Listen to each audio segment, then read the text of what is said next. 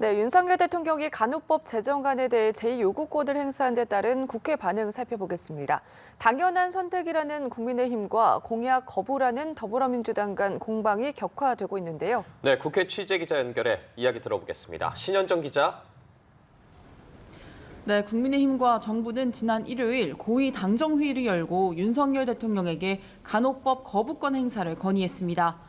윤석열 대통령은 오늘 국무회의 의결을 거쳐 제2요구권, 그러니까 거부권을 행사하기로 했습니다. 국민의힘은 거부권 행사는 당연한 선택이라며 애초 간호법이 국회 본회의를 통과한 과정에 문제가 있었다고 지적했습니다. 앞서 중재안을 제시해 합의점을 찾으려 했지만 민주당이 입법을 강행한 결과라고 밝혔는데요. 관련 발언 들어보시겠습니다. 윤석열 대통령의 결단으로 국회는 제의 과정을 거치게 되었습니다. 이제라도 간호사 처우를 위한 대안을 마련하고 의료 시스템 복원을 위해 머리를 맞댄다면 의료 현장의 혼란을 막을 수 있습니다. 민주당은 양곡관리법에 이은 윤석열 대통령의 거부권 행사를 강하게 비판했습니다. 간호법 제정이 윤 대통령의 대선 공약이었다며 날을 세웠는데요. 관련 발언 이어서 들어보시겠습니다.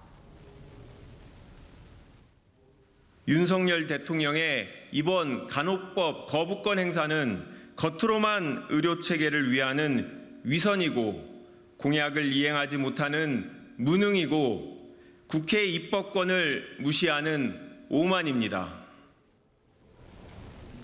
민주당 의원들은 용산 대통령실 앞에서 거부권 결정에 따른 규탄 기자회견을 열었습니다.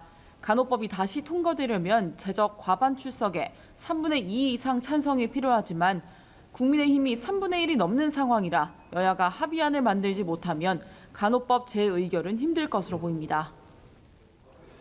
네, 신 기자. 그리고 김남국 의원의 가상화폐 보유 논란이 계속 정치권을 달구고 있습니다. 김 의원에 대한 징계 논의 어떻게 이루어지고 있습니까? 네, 그렇습니다. 김남국 의원의 코인 의혹이 계속 정치권을 소용돌이치게 하고 있습니다. 공방도 연일 이어지고 있는데요. 민주당은 김 의원의 탈당으로 진상조사가 어려워지는 것 아니냐는 일각의 주장에 대해 당 차원에서 진상조사를 못할 사안이 아니다라며 선을 그었습니다. 김종민 민주당 의원은 오늘 한 라디오에 출연해 국회 차원의 징계, 윤리위 제소를 국민들이 다 지켜보고 있기 때문에 회피를 못한다고 지적하기도 했는데요. 국민의힘은 외부 전문가들을 포함한 코인게이트 진상조사단을 꾸리고 민주당 압박 수위를 높이고 있습니다. 이런 가운데 국회 윤리특별위원장과 여야 간사는 내일 전체 회의를 열고 간사를 선임해 특위를 본격 가동하기로 했습니다.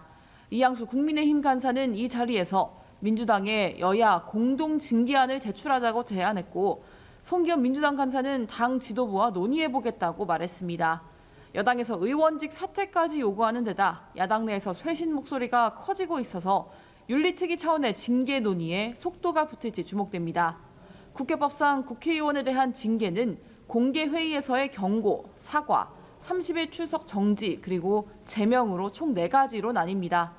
이번 사태를 계기로 국회의원 전수조사가 이뤄져야 한다는 주장이 나오는 가운데 정의당은 국민권익위원회에 소속 의원 전원의 개인정보 제공 동의서를 제출했습니다. 지금까지 국회에서 전해드렸습니다.